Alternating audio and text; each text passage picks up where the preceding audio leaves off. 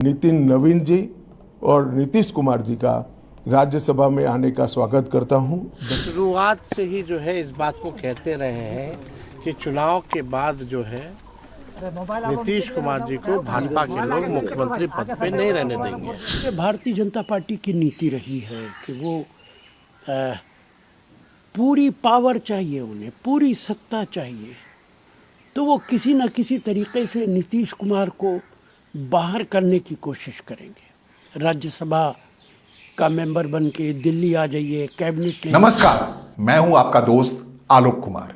अभिवादन स्वीकार कीजिए मेरा। राजनीति हमेशा चौंकाती है, लेकिन इतना भी चौंकाती है इसका अनुमान कोई नहीं लगा सकता था। बिहार से जिस प्रकार से नीतीश कुमार को मुख्यमंत्री की कुर्सी छोड़ के राज्यसभा जाना पड़ रहा है, इसका अनुमान किसी ने दूर दूर तक नहीं लगाया था। इसी बीते नवंबर भी तो 2025 में उन्होंने मुख्यमंत्री की शपथ ली थी, बिहार के मुख्यमंत्री के तौर पर 10वीं बार शपथ ली थी। और तब हर कोई कह रहा था कि अब 11वीं बार ही मुख्यमंत्री की शपथ लेनी होगी तो मुख्यमंत्री की शपथ लेंगे, क्योंकि किसी को अनुमान नहीं था 85 विधायक उनके हिस्से में आए थे जनता दल यूनाइटेड के पास, और वो शख्स, उसका नेता, विधानसभा का नेता, विधायक दल का नेता जाकर के राज्यसभा चला जाए, विधानसभा ही छोड़ दे। इसका अनुमान भला कौन लगा सकता था। और अब 11वीं बार नहीं शपथ ले रहे हैं, लेकिन राज्यसभा जाने के लिए जब शपथ ले रहे हैं वो, या फॉर्म भर रहे हैं, तो इसमें इसका कोई अनुमान नहीं था। नीतीश कुमार ने भले ही अपने सोशल मीडिया हैंडल से कहा है कि वो सब सदन चले गए थे, विधानसभा चले गए थे, विधान परिषद चले गए थे, लोकसभा चले गए थे, एक सदन उनके लिए खाली था, वहां नहीं जा पाए थे, एक लालसा थी तो राज्यसभा जा रहे हैं। तो क्या राज्यसभा में जाकर नीतीश कुमार वही रेल मंत्रालय का दामन थामेंगे जिस रेल मंत्री के तौर पर उनकी अलग पहचान थी, और उसी रेल मंत्री के कामकाज ने यह तय किया था कि बिहार पर जाकर के वो अक्षुण्ण तरीके से राज कर सकते हैं। क्योंकि रेल में जो सुधार आप दिख रहा है आज की तारीख में, वो सारे सुधार अटल बिहारी वाजपेयी सरकार के दिनों के किए हुए हैं, और वो नीतीश कुमार के हाथों वो सुधार हुए थे। बहुत सारी योजनाएं चली थी और क्रियान्वयन हुआ था। अलग बात है कि जो अटल बिहारी वाजपेयी सरकार गई 2004 में, मनमोहन सिंह की सरकार बनी, उस सरकार में रेल मंत्री बने लालू प्रसाद यादव, जो नीतीश कुमार के घोर विरोधी थे। उनके ऊपर आरोप लगा कि बहुत सारे मामलों को उन्होंने डिरेल्ड कर दिया। इनफैक्ट नीतीश कुमार जिससे रेल मंत्रालय की कुर्सी लिए थे वो रामविलास पासवान थे। रामविलास पासवान ने ये बहुत कुछ डिरेल्ड कर दिया था। नीतीश कुमार के रेल मंत्री के तौर पर शपथ लेने या कार्यभार संभालने के मामले के बारे में जो मेरे से व्यक्तिगत मामला जुड़ा है, उसके बारे में आपको बताऊं कि उन दिनों मैं एक राष्ट्रीय दैनिक का एक्टिव जर्नलिस्ट था, रेल मंत्रालय कवर करता था। रामविलास पासवान के कार्यकाल को बेहतर तरीके से देखा था, और जो देखा था उसमें यह देखा था कि रेल मंत्रालय, रेल भवन जो है, पूरी तरह से हाजीपुर की जनता के लिए, हाजीपुर के प्रतिनिधि हुआ करते रामविलास पासवान, अब दुनिया में है नहीं, खोल दिया गया था। कह रहे हैं हाजीपुर के हैं आप, बताइए, पूरे सरसरा कर रेल मंत्रालय किसी कमरे में जाना, वहाँ चले जाइए, जो भी आपको रेलवे रिजर्वेशन चाहिए, तमाम चीज़ें चाहिए। पूरा माहौल ऐसा हो गया था, जनतांत्रिक हो गया था। एक बड़ी चुनौती थी अटल बिहारी वाजपेयी की सरकार के लिए कि जो नया रेल मंत्री बने वो इस ढंग से बने कि उस उखड़ी हुई व्यवस्था को कायम करे। इसके लिए नीतीश कुमार को रेल मंत्री बनाया गया, और एक आलेख मैंने छोटा सा कॉलम एक लिखा अखबार के लिए, जिसको पहले पन्ने पर जगह दी गई। उन दिनों मैं इस साधन संबंध नहीं था, और शुरुआती दिन थे मेरे जर्नलिज्म के, तो मैं पीपी नंबर अब लोगों को शायद ये पता नहीं हो, मेरा अपना कोई नंबर नहीं था, लैंडलाइन नंबर मेरे पड़ोसी का था, वो दे रखा था रेल मंत्रालय के अंदर भी, एक एक्टिव जर्नलिस्ट के नाम, बीट कॉरेस्पॉन्डेंट के नाते। तो उस पीपी नंबर पे फ़ोन आया, और फ़ोन मेरे पड़ोसी दौड़ते हुए चले आया कि नीतीश कुमार के नाम से कोई फ़ोन कर रहा है, वो आपसे बात करने जा रहा है, तो आप चलिए दौड़ के। मुझे समझ में आ गया मामला क्या, अखबार मेरे हाथ में आ चुका था, और पहले कॉलम में, पहले ऊपर शीर्ष में वो बदला रेल मंत्रालय का रुख, वो सब छपा था। मामला ये वो था कि रेल मंत्री के तौर पर नीतीश कुमार उठ करके रेलवे बोर्ड के चेयरमैन के कमरे में चले गए थे। उससे पहले होता ये था, रामविलास पासवान के कार्यकाल के दरमियान कोई भी चेयरमैन हो, अलग अलग कमेटी का चेयरमैन हो, वो मंत्री के सामने आके बैठता था। मंत्री जो कुछ भी होता था वो रेल मंत्रालय के अंदर में मंत्री सर्वोपरि था, और एक व्यवस्था रेल मंत्री के इर्द गिर्द घूमती थी। उन्होंने कई सारे रेलवे को तोड़ कर अलग हिस्सों में कर दिया था। रामविलास पासवान का अलग योगदान है। उन्होंने एक मुख्यालय बना दिया था हाजीपुर को ही, अलग अलग हिस्से में बांटा था। तो एक अव्यवस्था का क्रम था रेल मंत्रालय के अंदर, उसको व्यवस्थित करने के लिए रेल मंत्री के तौर पर एक बड़ी अचरज वाली बात थी, मंत्री उठ के रेलवे बोर्ड के चेयरमैन तक जाए। वहाँ साफ संदेश था कि वो उखड़ी हुई व्यवस्था को बहाल करना चाह रहे थे रेल मंत्रालय में, और रेल मंत्री के तौर पर उनका किया काम ही इतना बड़ा था कि उनको बिहार के मुख्यमंत्री के तौर पर स्वीकार्यता उनकी बढ़ा गई।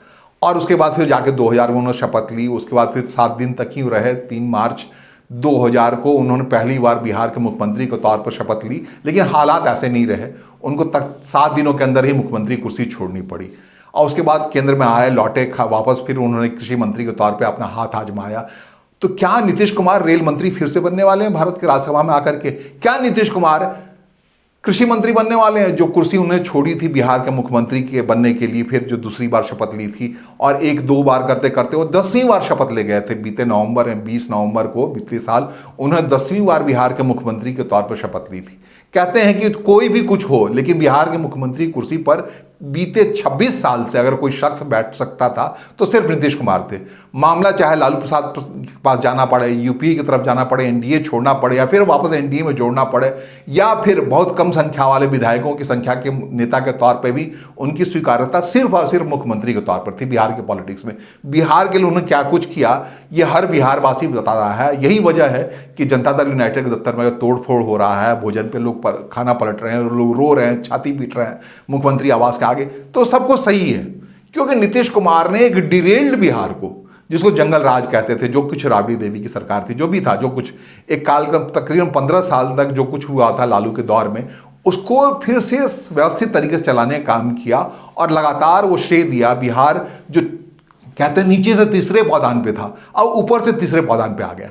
बड़ी उपलब्धि है बिहार के नाम पे। बिहार का विभाजन भी इसलिए हुआ था कि सरकार ठीक से नहीं चल पाई थी। उस विभाजित सरकार बिहार को ही नीतीश कुमार लेके चले। भले ही बिहार के नाम पे जो आवंटित की जानी थी विशेष पैकेज का वो नहीं मिला उन्हें, या चरणबद्ध तरीका अलग तरीके से मिला, वो सब कुछ बात, लेकिन व्यवस्था के तरीके से बिहार को उन्होंने व्यवस्थित कर दिया, बिहार को विकासशील राज्य में शामिल कर दिया, लॉ एंड ऑर्डर और तमाम चीज़ों। इसलिए बिहार वासियों के अंदर एक दर्द है, ये दर्द है कि भविष्य क्या होगा, क्या नीतीश कुमार जैसा शख्सियत ही कोई दोबारा मिल पाएगा। इसी शोक में है Bihar. Rare of the rarest होता है जब कोई मुख्यमंत्री कुर्सी छोड़ रहा होता है, पक्ष में बैठा व्यक्ति हो या विपक्ष में बैठा हो व्यक्ति हो। तेजस्वी यादव जब कह रहे हैं कि साजिश के तहत उन्हें हटाने की कोशिश हो रही है, वह प्रतिपक्ष नेता है, उनको क्या लेना देना, नीतीश कुमार छोड़े, उनके लिए ज़्यादा अच्छा है। एक अच्छा सुशासन वाली व्यवस्था हट रही है तो उनको और मौका आएगा, लेकिन वो कह रहे नहीं, साजिश के तहत हटाया जा रहा है। हर बिहारवासी के अंदर एक कसक है, एक दर्द है, नीतीश कुमार को इस मोड़ पर छोड़ना पड़ रहा। आखिरकार ये भी सवाल है, नीतीश कुमार क्यों छोड़ना पड़ रहा है मुख्यमंत्री कुर्सी? आखिरकार इसका जवाब तो कोई बताएगा। क्या अमित शाह सिर्फ पटना इसलिए गए कि उनको लग रहा था हालात उनके पकड़ से बाहर चली जाएगा, नीतीश कुमार को लोग राज्यसभा जाने नहीं देंगे या उनका फॉर्म छीन लेंगे, तमाम चीज़ें? तो क्या केंद्रीय गृह मंत्री को इसलिए जाना पड़ा? क्या नितिन नवीन को उनके साथ साथ ही राज्यसभा का फॉर्म इसलिए भरा जा रहा है कि उनका भी वजन उतना ही रहे जितना कि भारतीय जनता पार्टी के राष्ट्रीय अध्यक्ष का है? ये तमाम बातें, या फिर उनको विवश करने के बजाय उनके अंदर एक इच्छा जागृत हुई। 1 मार्च को उन्होंने 75 साल पूरा किया है, अब 76वें साल में प्रवेश कर गए हैं। जब प्रधानमंत्री नरेंद्र मोदी केंद्र में आए थे तो उन्होंने एक वर्ष तय किया था, 75 साल से ज़्यादा उम्र के व्यक्ति को मार्गदर्शन मंडल में भेज दिया जाए। भले ही ये आरएसएस या संघ परिवार के लागू था, लेकिन लंबे समय तक वो एनडीए के साथ मिलकर राजनीति कर रहे हैं और नीतीश कुमार ने ये 75 साल का उम्र वाली सीमा अपने हिसाब से अपने पर लागू की है। इस बात को लेकर, जैसे सोशल मीडिया पर उन्होंने कहा कि उस बिहार से जुड़े रहेंगे, लेकिन उनकी अपनी इच्छा है कि राज्यसभा जाए। अगर ये कोई व्यक्ति अपने से कह रहा है तो इस बात का भी आदर किया जाना चाहिए। लेकिन एक घबराहट तो है कि एक व्यक्ति जिसने 25 साल तक बिहार को 20 साल तक लगातार मुख्यमंत्री कुर्सी पर रह करके सेवा है, 21वीं साल का ये दौर था, तो और उसके बदले में कुछ ले नहीं रहा है, कह रहा है कि मैं उसी व्यवस्था को बाहर रह के संवारना चाहता हूँ।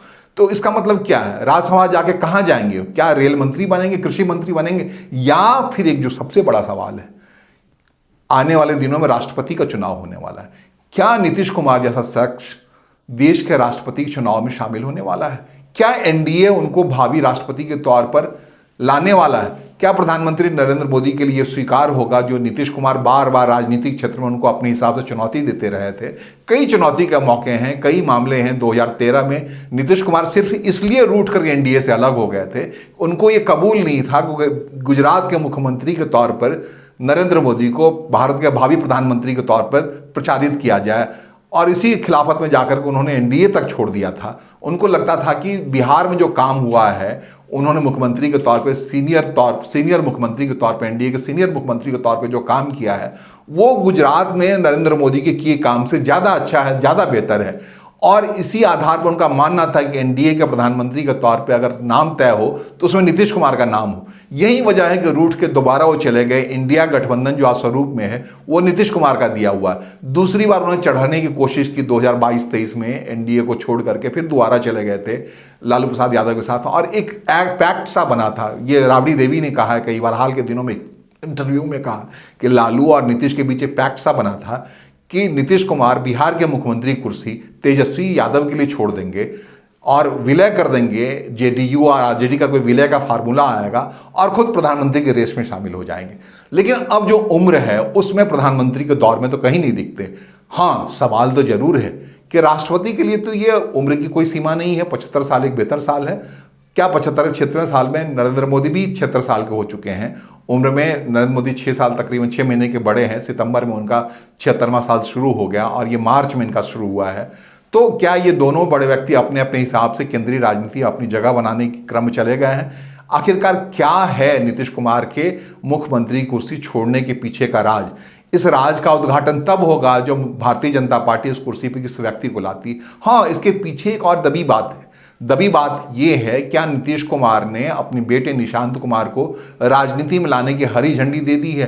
क्या उनको लगता है कि जो अब मार्गदर्शक मंडल के तौर पर रहेंगे और निर्देश देते रहेंगे, कंट्रोल करते रहेंगे जनता दल यूनाइटेड को, उसी तेवर को बनाए रखेंगे, उसकी अहमियत को एनडीए के अंदर बनाए रखेंगे और वो काम करते रहेंगे और निशांत कुमार जो बेटे हैं, उनके युवा हैं, उनको तराशते रहेंगे कि जनता दल यूनाइटेड एक बार फिर से मजबूती के साथ खड़ा हो, उनके लिए आने वाले दिनों में फिर से मुख्यमंत्री कुर्सी आए। और ये सब नीतीश कुमार एक अपर हाउस, राज्यसभा को अपर हाउस भी कहते हैं, एक मार्गदर्शक मंडल के तरीके से ऊपर पहुंच करके वहां से नियंत्रित करेंगे, दिखाएंगे। आखिरकार होता क्या है? जैसा कि शुरू में ही मैंने कहा, राजनीति चौंकाती बहुत है। और कैसे चौंकाती है, इस बात को समझने के लिए आपको समझना होगा कि इस मार्च की शुरुआत से पहले तक, होली से आह्वान से पहले तक, इस बात का दूर दूर तक कहीं भी कोई अनुमान नहीं था, कोई कल्पना नहीं कर रहा था। नीतीश कुमार जो 20 नवंबर 2025 को 10वीं बार बिहार के मुख्यमंत्री की कुर्सी पर शपथ लिया है, उन्होंने महज 3 महीने 4 महीने के अंदर में रवानगी कर लेंगे, छोड़ देंगे मुख्यमंत्री कुर्सी। इसका कोई अनुमान नहीं था, कहीं से कोई आहट नहीं था, कोई फटका नहीं था, लेकिन वो हो रहा है ना। तो आखिरकार आगे क्या होता है, ये राजनीति कैसे चौंकाती है, नीतीश कुमार का नया रोल क्या होता है, ये सब हम देखेंगे, आपको अवगत कराने की कोशिश करेंगे। लेकिन खेल बड़ा हुआ है। बिहार के तमाम लोगों को ऐसा लग रहा है कि ऐसा नहीं होना चाहिए था नीतीश कुमार के साथ। उनको समय से पहले, जो कि कहते हैं 2025 से 30 तक के लिए बिहार में जो मैंडेट मिला है वो नीतीश कुमार के नाम से मैंडेट है।